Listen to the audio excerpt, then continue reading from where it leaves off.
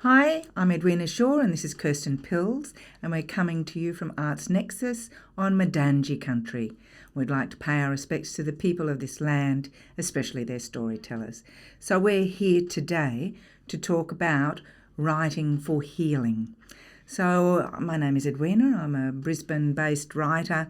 I write fiction, memoir and screenplays, and I've been writing since 2002 and writing and publishing and teaching writing since 2005. I'm also a yogi teacher. Yeah. Thank you. And my name is Kirsten Pilz. If you're wondering about my accent, I was born and raised in Germany, and I now live in Mission Beach, far north Queensland. And for many years, I was an academic, and I wrote in an academic voice, but I've always wanted to be a writer of other types of books. So I'm finally at this stage in my life fulfilling that passion, and I'm writing a memoir at the moment. Yes, and I'm about to edit it, so that's very exciting, and I'm looking forward to reading it. So how did you start this journey to writing for healing, Kirsten? Yeah, so mine started, as it so often does, with a difficult life event. And it was actually a succession of difficult life events. And I was living in this remote area and I didn't have access to a counselor. So I made my notebook, a little moleskin, and pen and paper became my therapist. And it was incredible to have this little tool in my pocket available to me 24/7. And so the first journey into writing to heal was quite, I guess it followed on from having written a journal as a teenager, going through that sort of heartbreaking time of finding yourself as an adult. And I realized how healing it is to actually write your pain on the page and to just let it go. Yes, so I started journaling too, of course, in my teens, but I've kept journaling the whole way through. Did you have a period where you stopped there? Yeah, I did. I did continue writing. My problem, I guess, mainly was that I shifted languages. So when I first came to Australia, I actually had this burning passion to become a journalist. And I was discouraged because my English was high school English and I had never been to an English-speaking country before. I was 25 at the time. And so I was discouraged. So I chose a different career in Italian studies. Oddly enough, I ended up writing and publishing in that language. So the journaling, I would pick it up whenever things were difficult. Like I was sometimes as a hobby to counterbalance the academic writing. I was playing around in my journal with sort of fictional stories, but then telling myself, you're not good at that. So it was sporadic more than a practice, an ongoing practice. Yeah. What about you, Edwina? I think I've always used my journal, and I would recommend it to anybody who is wanting to write for healing. Journaling is the first place to start. And for all writers, actually, journals are how we do our practice. Dancers do their warm-ups, artists do sketches, and we write journals. So it's very important. And the daily releasing of crap helps you just... get rid of. It's a form of meditation, really. Yes. As long as you're recording more than went to the shops and saw Nancy. Yeah. Yes, and I think we both actually used the artist's way as a way to nurture that practice. So the artist's way, Julia Cameron actually wrote that book, working in the Hollywood film industry, helping creatives getting unblocked. And her advice is very simple: write by hand, 3 pages in the morning, first thing before you do anything else. Maybe have a cup of coffee or meditate. Take your coffee with you. Yes, and that is really helpful. Yes. Yes. So are you still doing that? Yeah, well, at the moment, because I'm writing and was very frantically finishing the memoir, the third draft, the draft that I want to show to you, I have stopped all that kind of writing, but I think I'll go back to it as soon as that memoir. Oh, I'm totally hooked. I read that book in 2002 and I've done it every day, 3 pages. Sometimes the pages are a bit shorter, but that's all. They're just a bit shorter. But yeah, they're very useful and certainly a great way to use writing for healing. So how did you, apart from journaling, what then happened? Well, for me, I did actually want to then become a travel writer. And so I did actually write a number of, I was sort of moderately successful, let's say, as a travel writer. And then I did have this difficult life event happen. I got married at 43, I think, and then by 45, I was married to a terminally ill, serially unfaithful husband. And 3 weeks after the funeral, we had a Category 5 cyclone that destroyed my community, and suddenly everybody was grieving. And I think it was the urgency for me to write about grief that really made me continue to write. It was one reason was to release my own feelings, to come, to terms with the anger and the pain.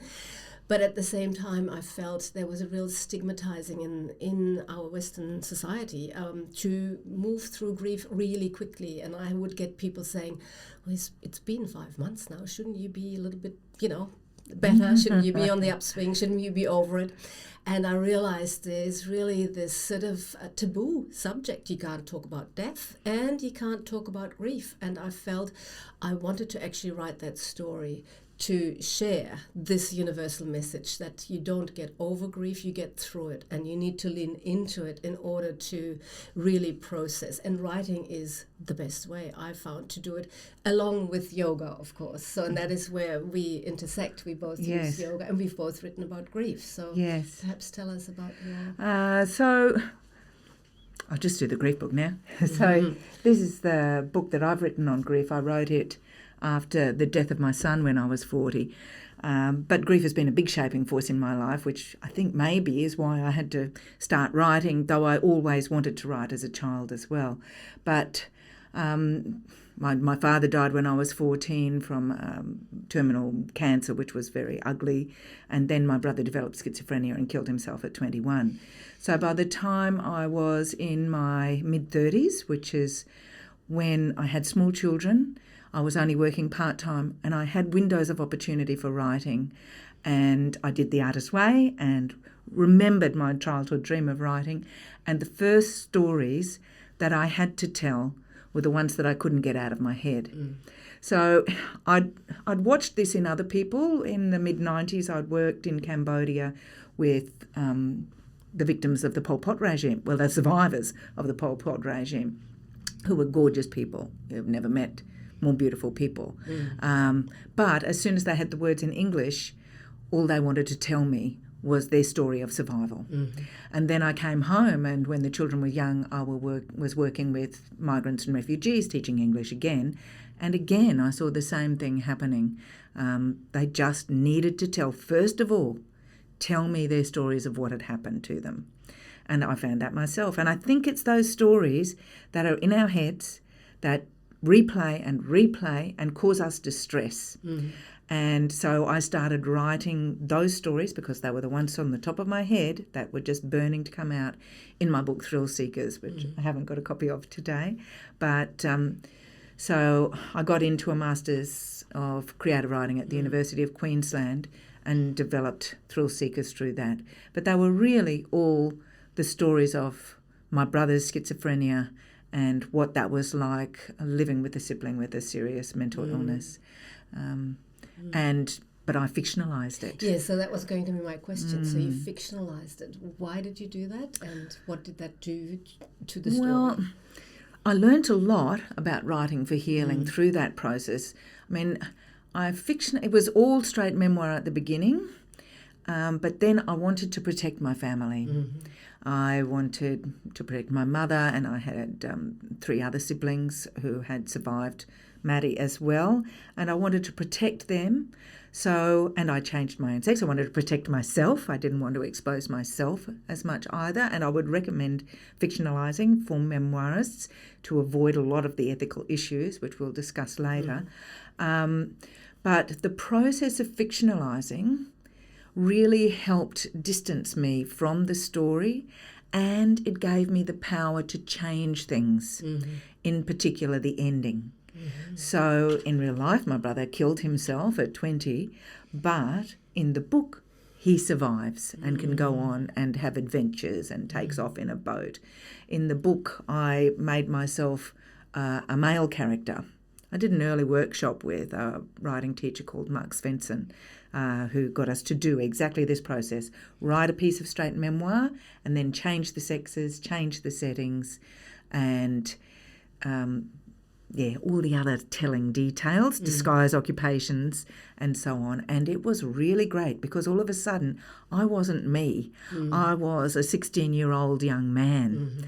So giving your really hard emotions to this other person, even if it's your memoir character voice, was very empowering. It distances you from it.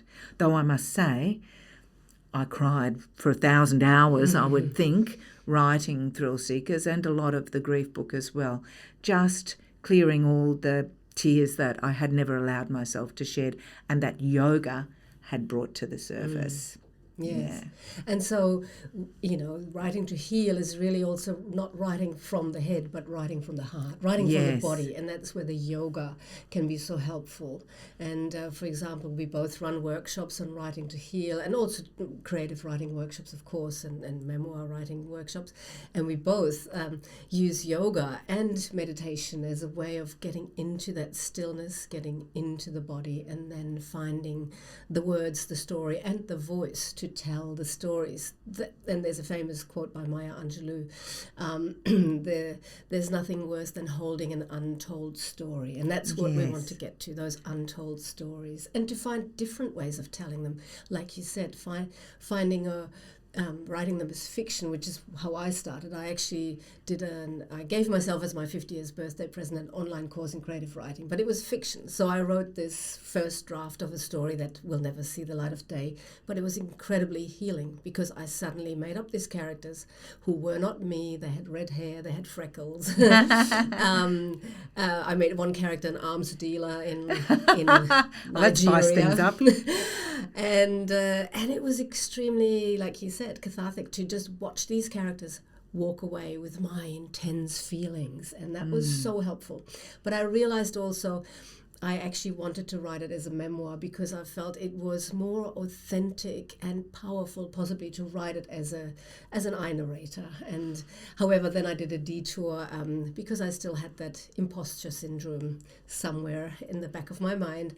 You can't be a writer. So what I did is for 5 years I taught writing to heal. I moved to Vietnam, and in Hoi An I had the Hoi An Writers Group, and I brought together these mainly women, but we also had some men. And it was wonderful to do. But then I can say the silver lining of the pandemic was that I became stuck in Australia. The borders closed. I couldn't go back to Vietnam. I was there with my box of journals. I said, right, get down to work and write that memoir. And so that's what I did. And just finished. And just finished. Well, the draft. Yeah. So the second book I wrote was based on my time living and working in Cambodia. And what really drew me to Cambodia was I was in Australia. I'd lost my father and my brother, a third of my family, in traumatic circumstances, but nobody around me that I knew had been undergoing this. Whereas when I got to Cambodia, everybody was in the same boat. So that book, for me, again, fiction, Serial Chicken, it was looking at, is it worse to suffer in a group where everybody is grieving or to suffer alone? And what I really reckon it's worse when everybody's suffering, because then the whole country needs to recover, and it takes a lot longer. You have a much better hope of recovering if your community is healthy. So, and from there then I lost my son, and that spurred the writing of the grief book, which has sat in my computer. So it's a mix of memoir, so it's talking about my father's death, my brother's death, my son's deaths, but it's also very practical. I wanted to give practical advice. It's the book that I wish somebody had given me when I was 14 and lost my dad, with the tools I really, really needed when I was 21, instead of just turning to even more drugs and alcohol. But I had those tools by the time I was 40.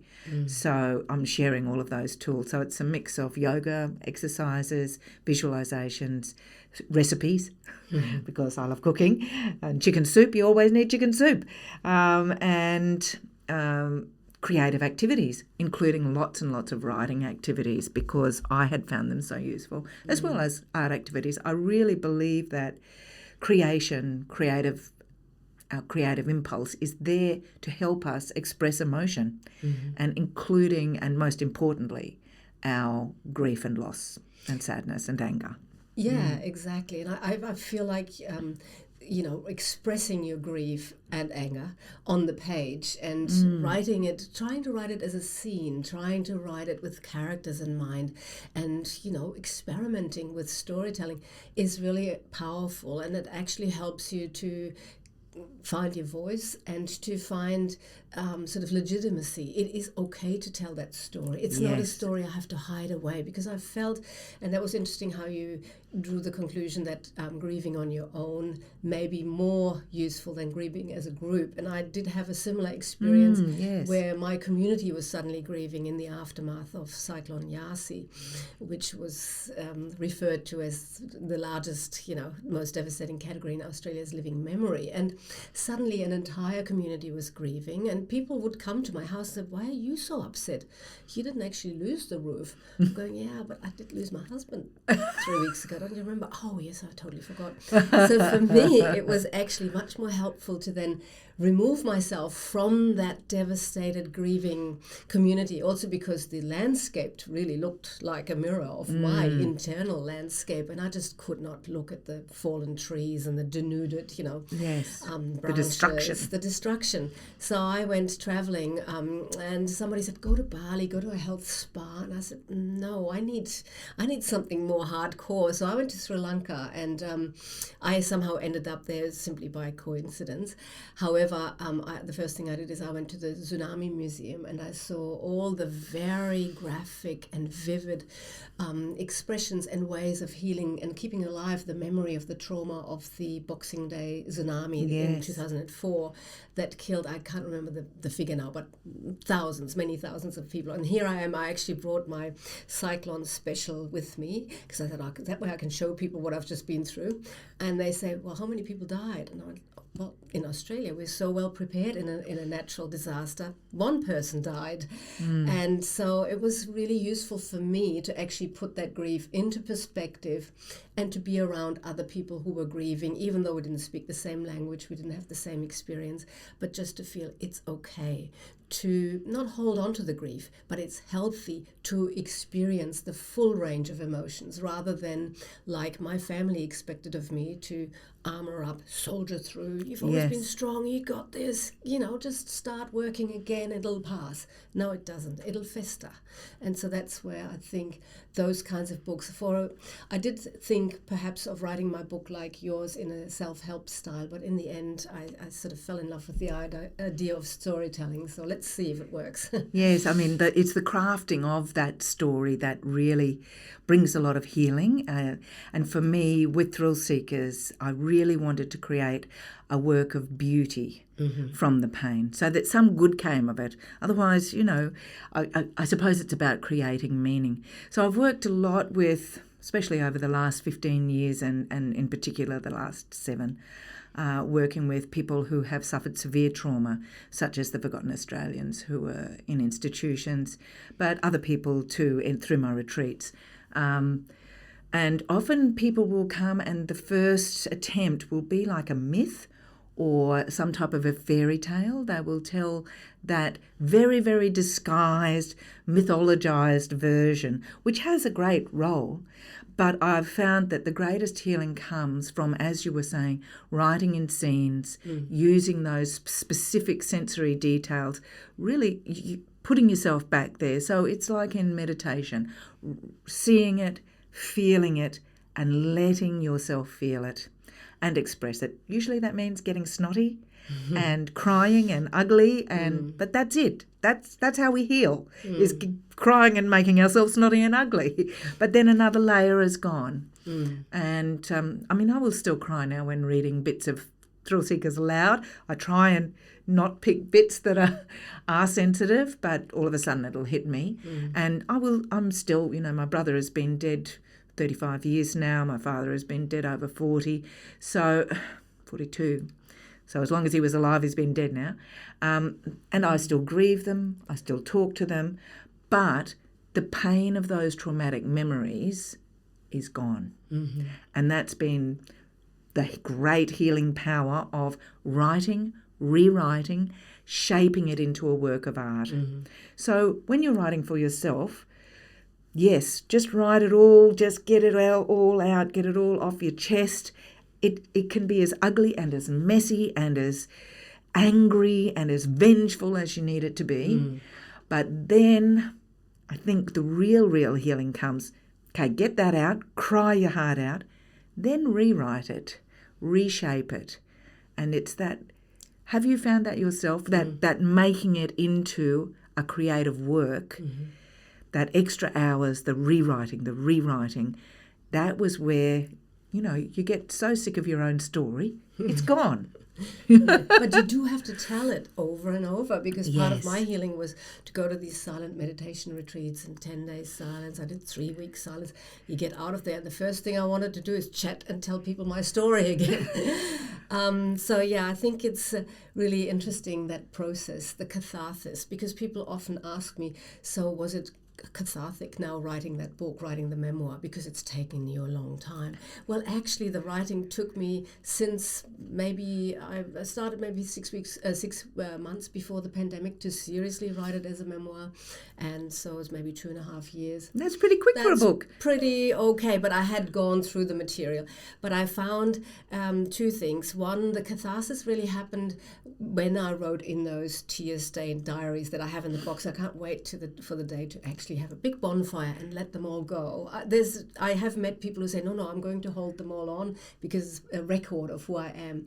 But I feel I'm ready to release them now. So the real catharsis was in writing, and some of it I read now and I go, oh my God, that's terrible, but I needed to write it back then, you know. And now when I then sat down and wrote it as a memoir, I then became the protagonist of that book. And something happens when you write your own story as a memoir, because even though it's not fiction, it's from your own story, you become a different person. You look at yourself in a different way, and then you shape.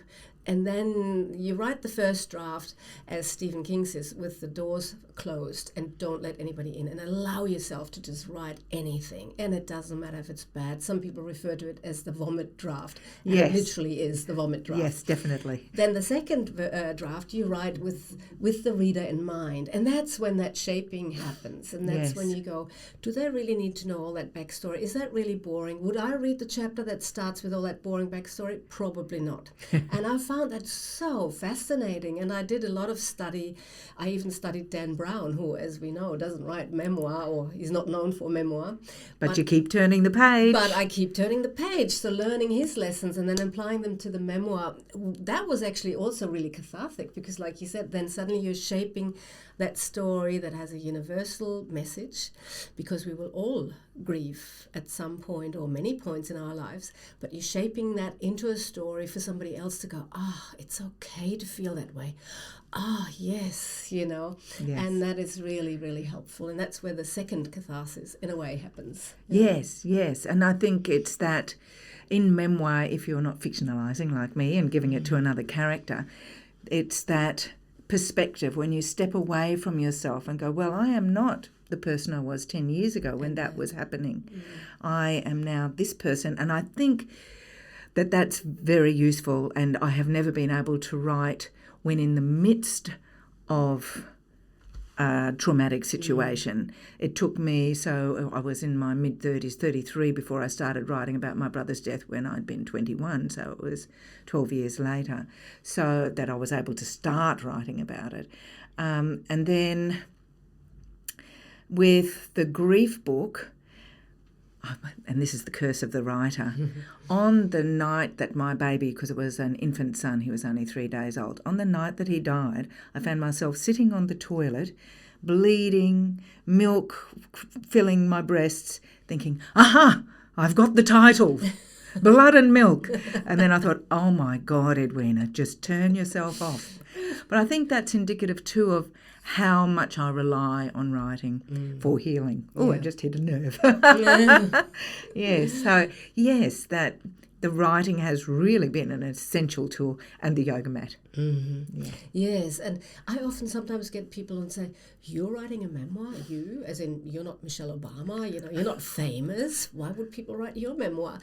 And I say, well, it's actually, memoir is about writing a story of universal value, but you're writing it in a way that is really engaging, and you go into those moments when you are, what was it, did you say, in the bathroom and blood and Blood and milk. Yes, and you take the reader into that moment and they go, I've been in a similar situation, oh my God. And you allow them to relive that moment and to live with you through that experience of how you healed that. Yes. And I actually have to say, my writing just now has become a little bit of an addiction. Like going over the memoir, rather than going to bed or watching Netflix, I'm just sneak into that chapter. So it can be a curse, like the famous writer's block, like, oh my God, but it can also turn into something pleasurable, almost addictive, or even addictive. I think there's a stage in every writer's life when the only book we want to read is the book we're writing. That's right. We're so consumed by it. But yes, and that's a great process. And I was just going to follow on while it's in the forefront of my mind. You said sometimes the only book you want to read is the one you're writing. And for me, when I was going through this difficult time, which felt a bit like, I'm sure anybody, we all go through difficult times in our lives, and you sometimes find yourself standing outside going, is this really happening? Gee, you couldn't make this up, could you? Yeah. And in that moment, I couldn't read any other books. Like, people would give me books, just distract yourself, read anything, read Dan Brown. I was like, no, Helen Garner's The Spare Room. That's the first book I was really drawn in. I mean, I also like Helen Garner's prose very much, but it was about her getting her spare room ready to help her friend through a treatment for her cancer. And it's like, yeah, I mean, my situation was very different, but we were still dealing with cancer, and it was like, hearing Helen Garner swear or get upset with her friends, like, yes, as a carer, you have right to do that. And so I read loads of books on grief, on memoirs on people dealing with cancer. And that's why I thought, maybe if I write my story, maybe somebody will one day go, okay, this book has helped me in some form. Yes. Yeah. I mean, I don't know about you, but I think a lot of writers have an experience in their childhoods or teen years where you will read something and you connect and you realise for the first time that you are not alone. Yeah.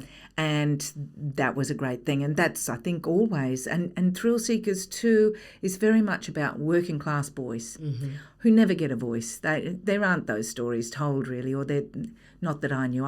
I got sick of Nick Earls, Brisbane, and all the other. I mean, we had Andrew McGann, so we had a slightly rougher version. But I wanted my version of Brisbane to be there too. But it's about that connection, that human sharing, so that we know that we're not alone. And writing is the greatest tool for compassion, isn't it? We get inside somebody else's head. I was just going to say, and you do that so beautifully about the Brisbane, because I grew up in Germany. And so I felt when I read Thrill Seekers, I was experiencing Brisbane. And I think, gee, what a childhood. How beautiful, floating down that river and so on. Yes. But coming back to compassion, before we were chatting about how important it is when you're writing a memoir that you don't write it as a revenge memoir, because You can put that in. Yeah. Do it as fiction, but maybe not in the final draft. Yes, and then, like you said, having the compassion there. Like, for example, in my case, of course I was angry with my husband when I found out all the things that he was hiding from me. But I also, obviously I had to have compassion for him because he was also dying, but I felt through the writing, you realize when you're writing it as memoir, my version of the story is my version of the story. His relatives or friends or whoever were also attached to the story would have their version. And so, yes, have that compassion front of mind, leading with the heart, which is why, writing to heal and using yoga and meditation helps you stay connected to the emotion, and then using that compassion to tell the most rounded story that you can tell. Yes, even I like to do an exercise which is in the shoes of your enemy. It's not very popular, but you have to write a story. So you write first about a teacher who did you wrong. The teacher you hated most, your meanest teacher, and then you have to rewrite the scene from the teacher's perspective. Yeah, so that's I did that's that fun. exercise with you in a workshop. I loved it. Yeah. So yeah, it can be a bit sensitive, but but yes, and it's about. I've been working the last several years with Forgotten Australians. So these are people who are in institutions from childhood. Hard As, and it's by Brian Hart As. So this is Brian's book. Brian is a dear friend of mine who recently died. I sat with him for 5 years because most Forgotten Australians don't have literacy skills because they were deprived of education, only trained to be farmhands or housekeepers, and sat with him and recorded his story because this was his burning desire to get his story told, his version told. And that's the point I wanted to make about memoir, that this is a work of memory. That's why it's called memoir. It's not facts. And he's left his legacy. You said he's passed on now. So he has actually left the legacy of But sharing his record story. of what happened, his version of events, which is not perhaps the historical truth, objective truth, which I don't believe there is, because all truth is subjective. This is Brian's truth. And it's very important. But it can lead you into difficulties with the ethics of memoir if other people's versions are significantly different from yours. But there will always be differences. And even fictionalising, because I thought I'll be safe from all that ethics of memoir stuff doing fiction, but those who recognise which bits are memoir and which bits are fiction, they will still be upset. So with Thrill Seekers, I made the mother an alcoholic and sort of working class, and my mum is, she was a history and French teacher and very, very straight classical music, no alcohol, nothing. And so I made it an alcoholic sort of cleaner mother. And she was not happy, and I had to do a disclaimer at the launch. And one of my sisters, who I love dearly, I wanted to really protect my younger siblings, so I didn't put them in. But then she was really upset because she wasn't in there. So even if you've fictionalised, be prepared if you write from your life that people may be upset. Yes. Even if that's the least of your intentions, and keeping that compassion even for the bad guys in your story. Exactly. Very important. Yeah. I'm just thinking about people getting upset about not being in the story. So when I was when I was sort of sharing with my friends, I'm going to write this book, and then I thought, they'll probably be upset that they're not in the book. But when you're telling it as a book, as a memoir in my case, and I'm hoping to publish it with a commercial publisher, or then you need to really shape the story so that it makes sense, and you can't have that many characters. Yes. So you're actually you're not fictionalizing it, but you are shaping the story so that it fits into the narrative arc, and you're following the conventions of good storytelling. And Dan Brown is a great master at the page turner.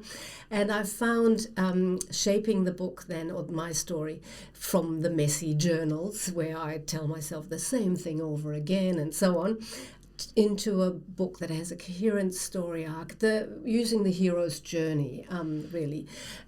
It helped me also to put my own story in order and to find the, I for a long time I thought, gee, I've wasted so many years being so upset, grieving.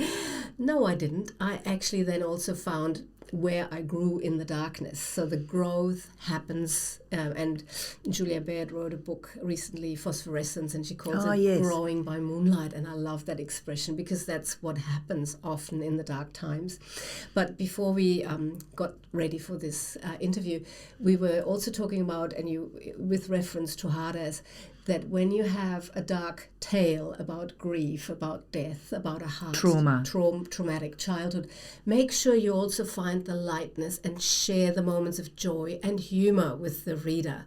I tried, for example, because mine is about grief, to use moments of self-deprecating humor, and the few people I've showed it to, they say, yeah, good, put your Bridget Jones voice in there. So that does work, and it helps also the author to keep it somehow lighter and to go, well, I'm not writing a pity memoir, I'm not writing a big sob story, or my friends can't say I'm doing self-pity, it's about something else. Yes. So when I was writing Thrill Seekers, and I had this fancy pants agent, she sent it off to Penguin, and I had an hour-long conversation with the Penguin editor, and that was something he said to me, we need the light in with the darkness. And I said, but there was no light, it was all dark. But I knew I needed to put some light in the book, so I went looking. And once you go looking, you will find it. There were all those moments of joy out on the boat and out at the dances and the parties and the good times and the love between friends. And the same with Brian. So it's a great tool once you start looking for that joy. But the same with Brian's book. We were looking for the joy. So even though he was in an orphanage where they were scrabbling in the dirt and eating the roots of weeds and whatever they could find because they were starving, and he was beaten every day and called ridiculous and ugly and stupid every day, there were the moments of joy when he went fishing and caught enough to feed all the kids in the orphanage, and he was eating there, and he had a piece of eel and he looked around and he fed everybody. Or the day the army guy came with all the lollies all over him. But it's a great tool for all of us. There's an equal balance of darkness and light in the Taoist philosophy, the yin and yang, and the seed of each is in the other, but it's an equal balance. Too much we look at the dark side. If we keep our focus here, that we'll find more joy. If we start the day thinking, I'm looking for joy today, our day will be more joyful. I'm looking for beauty today, our day will be more beautiful. Yeah, and that was actually part of my writing practice. When things were really dark, I actually started doing this gratitude practice, which, is quite popular now, but I didn't know at the time that there is actually such a thing. In fact, you can pick up gratitude journals now, and I found that really helpful. 5 things that I was grateful for today, because even on those really dark days, there was always something to be grateful for. There were great moments of joy. In my case, because we live in a remote area here in Far North Queensland, and people have gone through natural disasters before, there's a great sense of community. And we had only just moved here, and people came together to help me, for example, have him die at home. And people went out of their way to come to the house at 2 a.m. to help me change the patient over, because otherwise the Tully Hospital said we would have to take him back to the hospital. So there was a lot of joy in those moments, and capturing them as part of the story really helped to tell a more rounded story. Yeah, lovely. So it was actually Edwina who put the finger on the exact genre, I guess, of memoir I'm writing. And you said to me when I sent you a chapter outline that I was writing a spiritual memoir. And I thought, me writing a spiritual memoir? And when I tell it to a friend, they all roll their eyes, thinking she's really gone off with the fairies now. But actually, a spiritual memoir is really just an investigation of the big questions. And I grew up an atheist. We didn't have religion in the house. I know a lot of people who come to my retreats who may be lapsed Catholics or have been brought up with some religion of sorts. But when you come to these big turning points in life, when something, when death happens, and you say, what did it all mean? Why? And so on. I felt it very important to turn to something outside of me. And obviously I read books, but I really felt there needed to be something else. But it wasn't going to be God. We did have an act of God, a natural disaster. So I sort of knew that I wasn't protected on that front.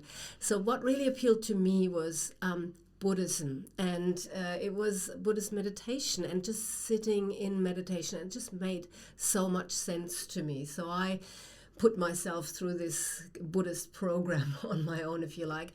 And I actually did travel to Bodh Gaya, the place where the Buddha, the historical Buddha, attained enlightenment. And the Dalai Lama was there for 2 weeks. So I actually attended what's called a Kala Chakra ceremony.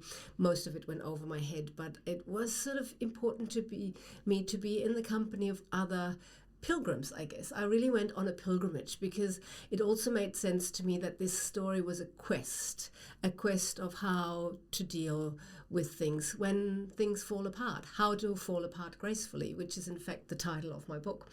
And so Buddhism was a way for me to make sense of things and to find meaning and to let things go and so on. So that is where my, I guess, spiritual component comes into play. What about you, Edwina? I was brought up Catholic, very Catholic. But I'm now in recovery, as we like to say. But I've always been a spiritual seeker. So when I first went to university, there was no creative writing, so I studied writing, but my other major was religion. So I studied world religions and got a perspective on all of those. I was always searching, so I've looked into Buddhism, Taoism, they're my favourites. Some aspects of Hinduism I like, which is more related to the yoga, but I really like yoga because it's more a philosophy than a religion. And I like the essential Buddhism. I don't like any organised religion, actually.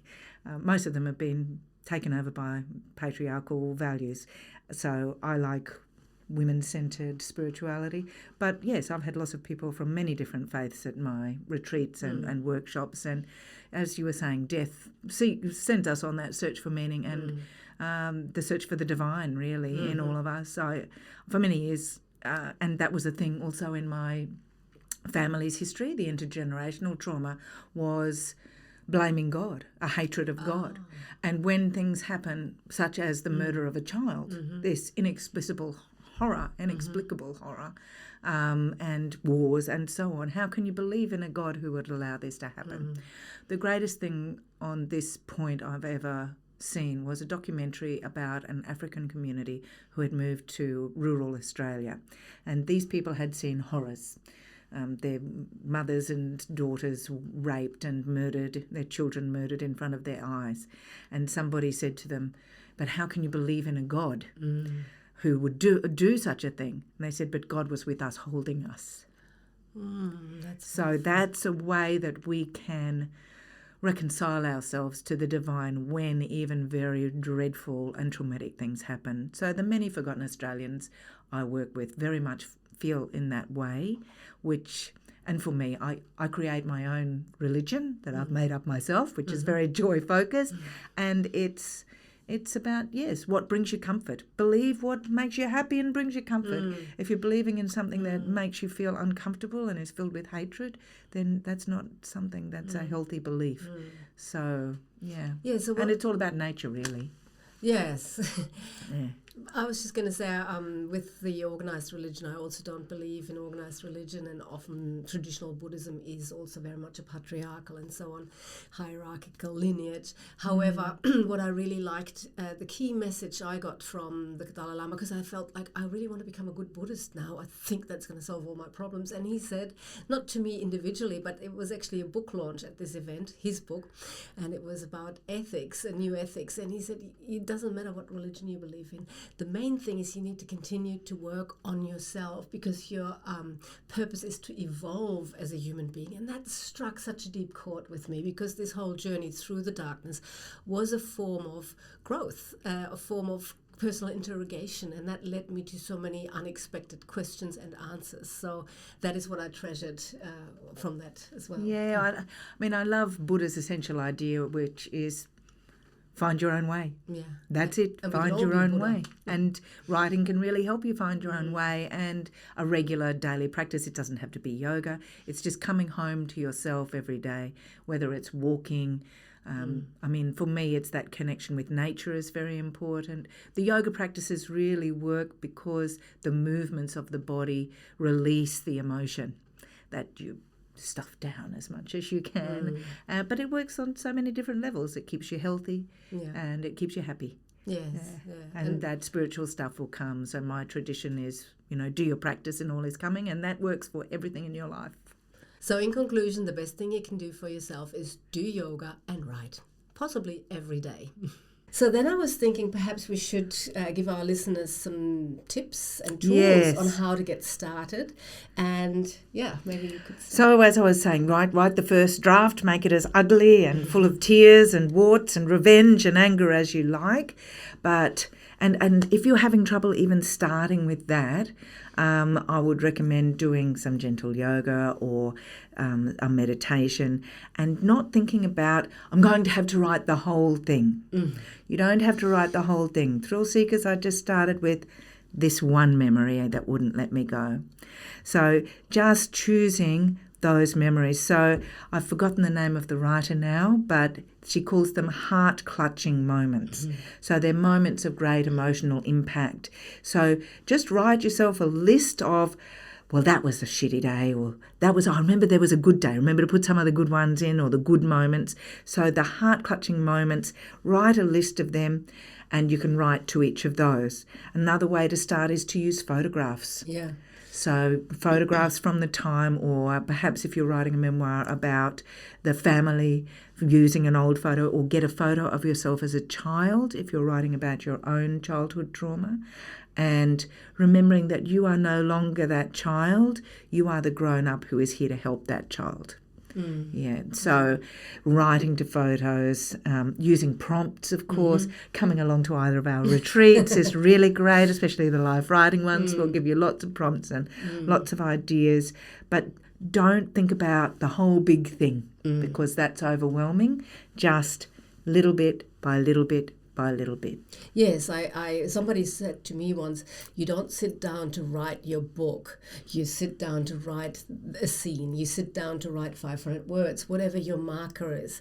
I did, my first career as a writer was an academic, so I wrote this PhD, which became a book, and that was a long haul. But I had it all mapped out. Writers often write differently. You know, there's the plotsters and the pansters. So those who write by the seat of their pants, and they discover the story as they write. And those, and it's especially popular or helpful with genre fiction. I'm sure Dan Brown sits there and does an outline, you know, and you know. I think that's all he does, and gives it to somebody else. Maybe. But Stephen King, for example, is totally against outlines. Yeah. So, so there are different ways. But definitely, like Edwina just said, I often, with my writers, we start with making lists, and one very popular exercise is I remember, and just write those significant life moments, or even the moments when your life changed before and after. And it doesn't have to be a terrible thing. It can be you got married, you had a child, you finished university. So it can be also those significant moments. And then learn how to write them as a scene. And a scene means you have an event, so something happened, and you want to take the reader into the scene. You want the reader to experience that moment with you. So you're not telling, you're trying to show. And that is where you obviously write also through the senses, you bring it alive, and you take me into your head. This is very important. Oftentimes we don't, we do very subjective writing, objective writing. She got up, she made a cup of tea and so on. But we want to be also in the head of the narrator. Well, not too much. Yeah.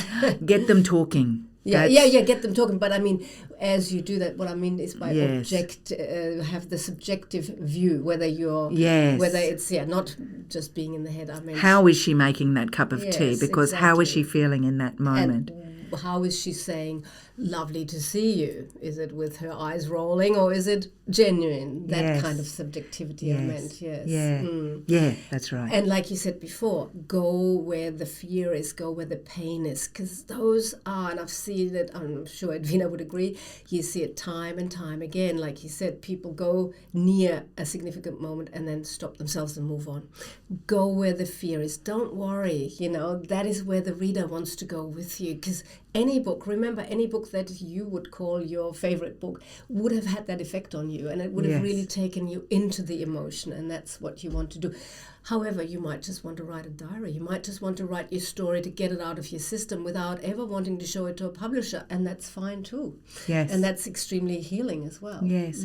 And so I would always say, go deeper, go deeper. Yes.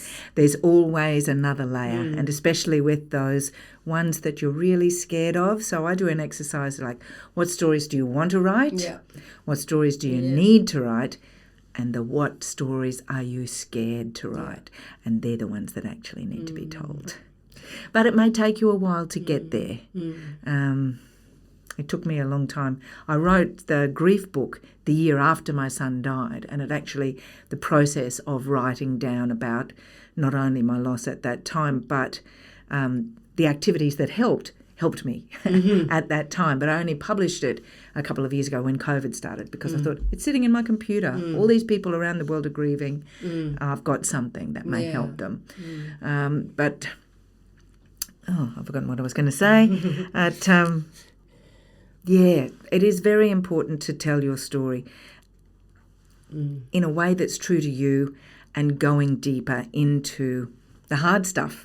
Otherwise, it's not going to mean anything. Yes, and when you say go deeper, also that means slow the narration down. Don't be afraid, and that's the beauty of a scene. You're not skipping over it, and then this happened, and then that happened. You're actually taking us into the moment, and you really slow it down, and that is when you can really unpack the story and have that impact on the reader.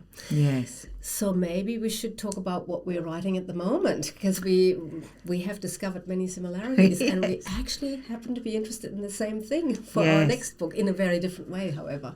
So I feel like I've cleaned out all of my own closets, and so now I'm working on a book. Well, actually, I've got another memoir that's cleaning out another one, but the book that I'm working on now, and I've been working on for about 12 years, is the story of the murder of my nana's sister by a farmhand when she was 10 years old in the Lockyer Valley.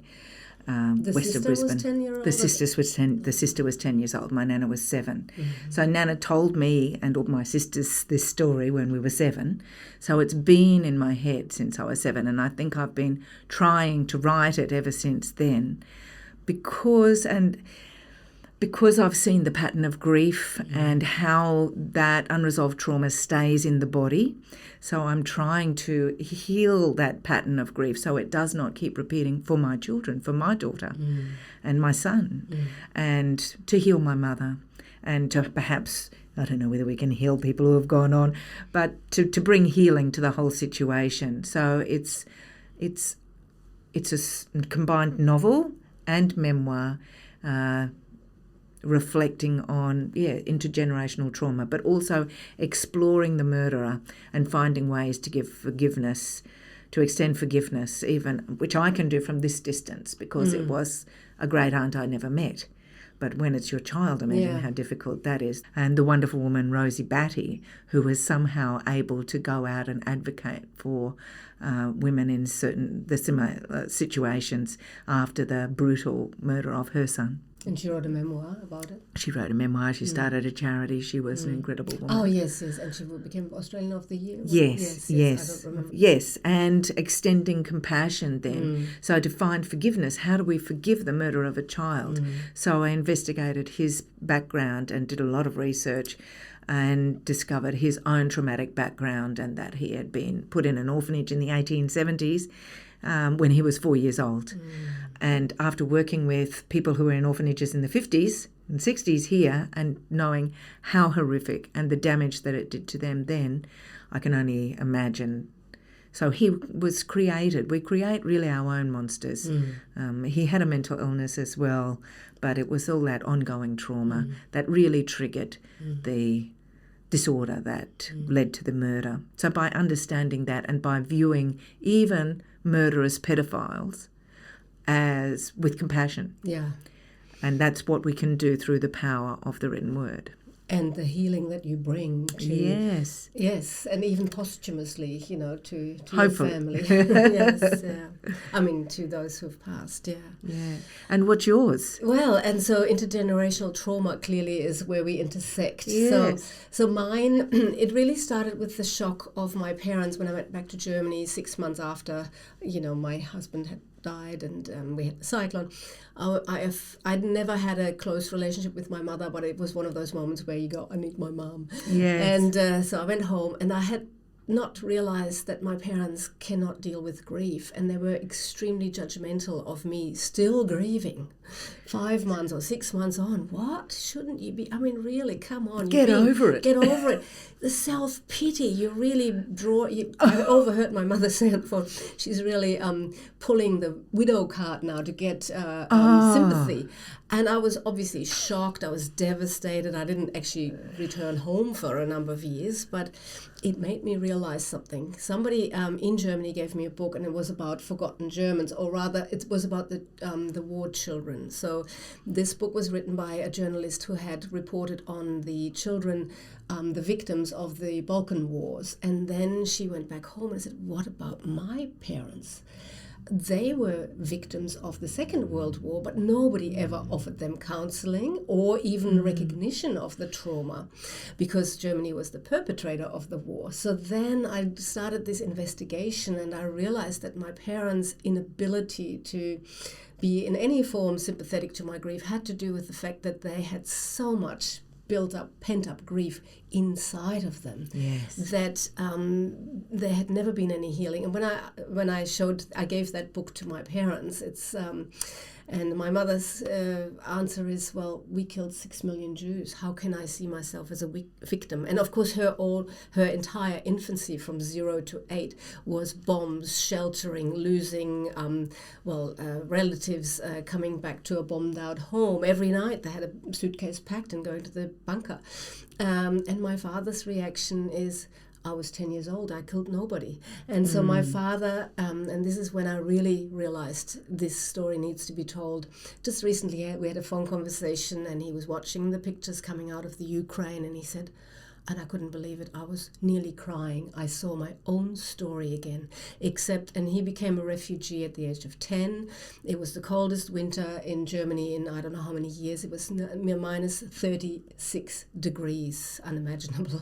They didn't have padded ski jackets. They had, knitted woolen jumpers, 5 layers, and he was given a backpack, and all the family belongings were in that backpack. And then he was in charge of pushing his 5-year-old brother, and they marched 6 months through snow and ice, and sometimes they hitched a ride on open trains, and he watched babies freezing to death in these trains and having to be thrown into the fields.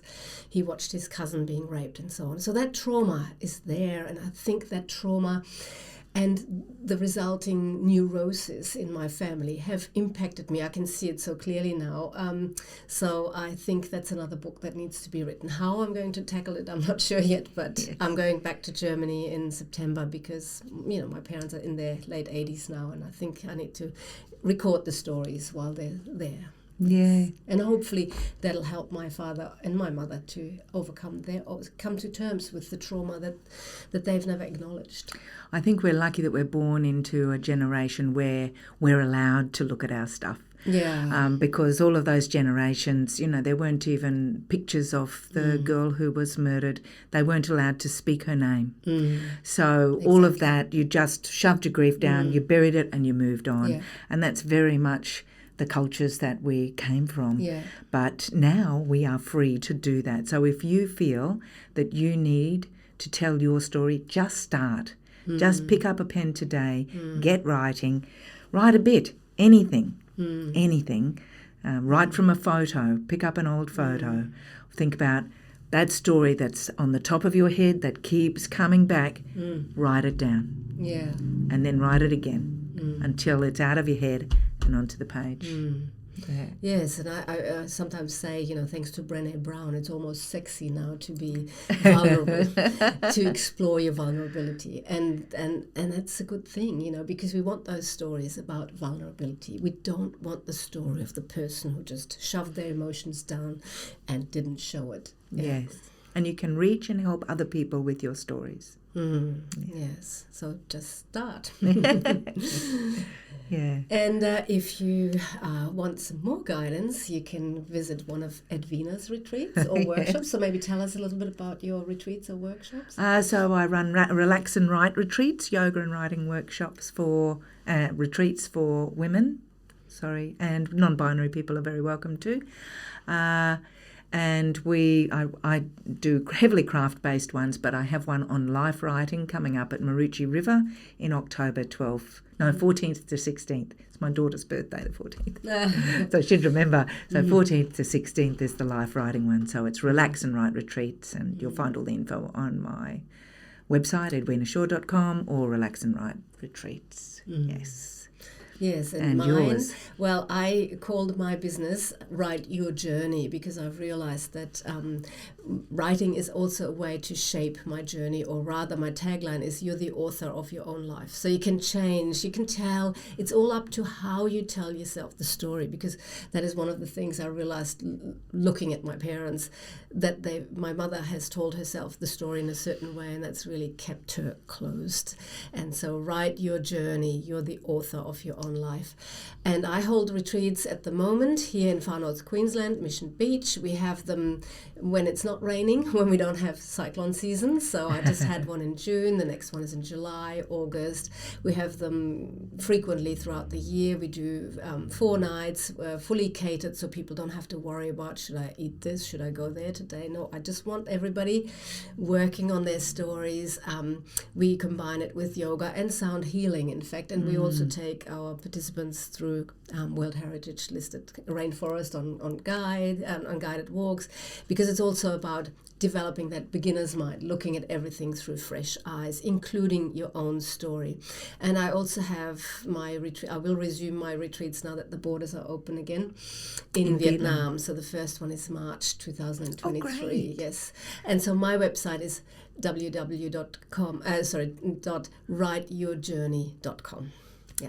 And you can subscribe to our newsletters, because I know Edwina sends out great, and I find your blogs always very helpful, and writing prompts, and I do the same. So. Yes, they're lovely as well. That was another silver lining of the pandemic. So there we go. Yes.